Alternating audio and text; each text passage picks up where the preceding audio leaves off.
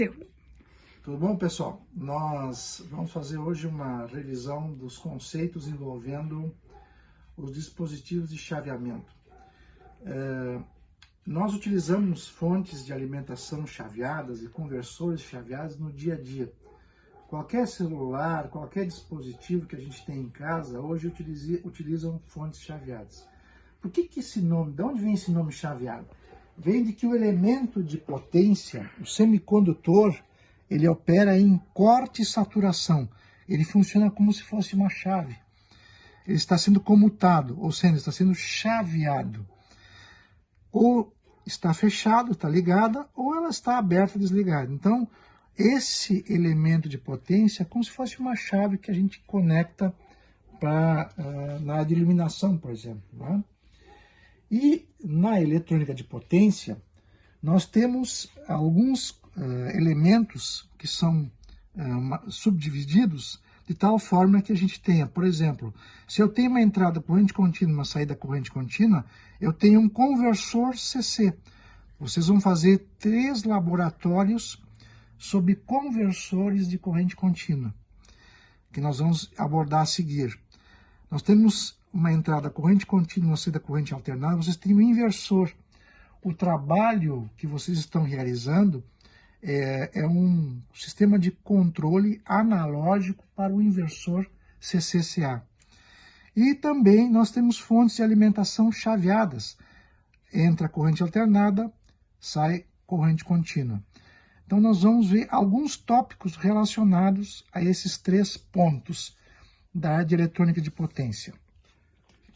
Nos conversores corrente contínua, nós temos 3 típicos básicos. O primeiro é o chamado buck, ou abaixador. Ele reduz a tensão de saída em relação à tensão de entrada.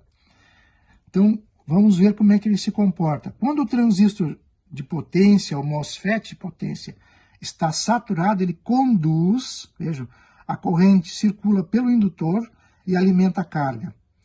Nesse momento, o indutor é carregado. Quando o componente semicondutor de potência corta, ou seja, ele abre a fecha, não conduz, esse indutor, ele altera a sua polaridade. E ao fazer isso, ele polariza diretamente esse diodo. E esse diodo é que vai conduzir, vejam aqui no corte, a condução através do diodo, e que ele que vai alimentar a carga. Então, o processo de corte e saturação no conversor buck se dá desta forma. Vocês vão realizar uma montagem, que é o conversor buck, com o integrado CI 3524. O segundo tipo de conversor é o conversor boost. Ele é um elevador. Como é que ele funciona? Ou seja, a saída tem uma tensão mais elevada que a entrada. Então, a minha fonte, quando o transistor que está aqui nessa posição aqui está em paralelo com a carga, quando ele conduz, o que acontece? Ele carrega esse indutor. Quando ele deixa de conduzir, ou seja, quando ele corta, o que acontece? O indutor altera a sua polaridade e ele fica no corte com essa configuração.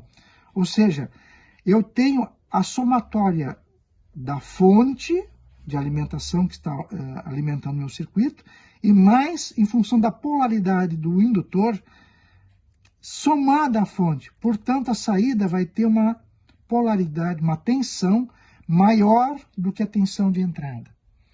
Esse princípio é o chamado princípio do elevador, do conversor boost. O terceiro é o inversor. Então vejam que aqui, quando o transistor conduz, tá, ele alimenta, ele carrega o indutor. Quando o transistor corta, não conduz, o indutor muda a sua polaridade, de tal forma que esse diodo aqui conduza e a carga fica com a polaridade inversa em relação à bateria ou fonte de alimentação. Então, com isso, eu tenho uma inversão de polaridade em relação ao meu circuito de entrada. Esses três tipos de conversores, corrente contínua, são os básicos, né, os mais usuais. Nos dispositivos conversores, nós sempre utilizamos circuitos de controle. E o controle utiliza basicamente dois tipos de configuração. A primeira é chamada modulação por posicionamento de pulso, que é o PPM. Eu tenho um pulso de largura fixo que varia a sua posição, de tal forma que a frequência varia. Então essa é a modulação PPM.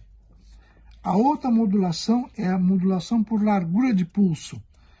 Eu tenho uma frequência fixa e eu vario a largura do pulso dentro desse período dessa frequência fixa.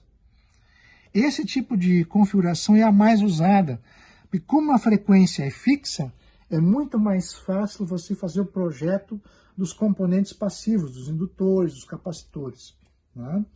Então é mais usual o PWM, mas as duas são possíveis, né? Então, como eu havia comentado, vocês vão fazer um laboratório com a modulação PWM, é um conversor BUC, um redutor, com CI 3524, que é um PWM, e vocês vão fazer dois laboratórios com conversores PPM. O primeiro é o Boost, que é o elevador, e o outro é um BUC, que é um rebaixador, né? Também com tecnologia com modulação PPM. Por fim, para finalizar, eu queria apresentar o diagrama de blocos de uma fonte chaveada. Todas as fontes que a gente tem em casa, dos computadores, da televisão, o carregador do celular, tudo que nós temos tem fontes chaveadas. Como é que se comporta uma fonte chaveada?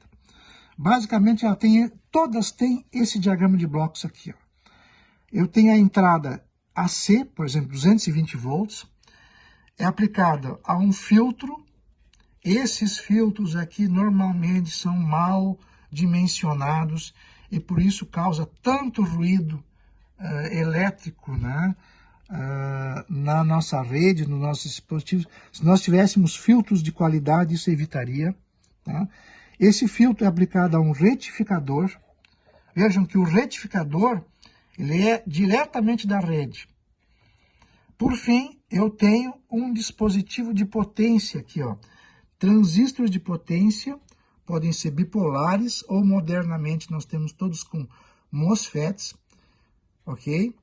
Eles estão sendo comutados e isso é aplicado a um transformador que está funcionando em frequência de 50, de 100 kHz. Portanto, o tamanho desse transformador é muito menor do que os transformadores convencionais. E o núcleo desse transformador utiliza materiais especiais, como permalloy ou ferrite, normalmente o ferrite.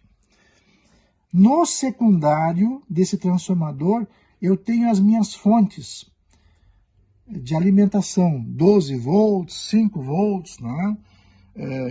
Que alimentam os meus dispositivos, tá?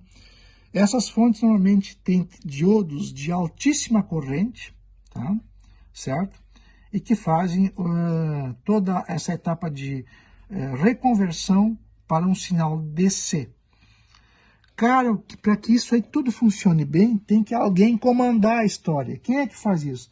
Tem uma etapa de comando, de controle, que monitora a tensão de saída, monitora as correntes de saída e realimenta os meus circuitos integrados de controle. Aqui nesse exemplo eu tenho o TL494, que é muito parecido ao 3524 que vocês vão utilizar lá no laboratório, certo? E esse TL494 então, emite os sinais de comando para a minha etapa de potência.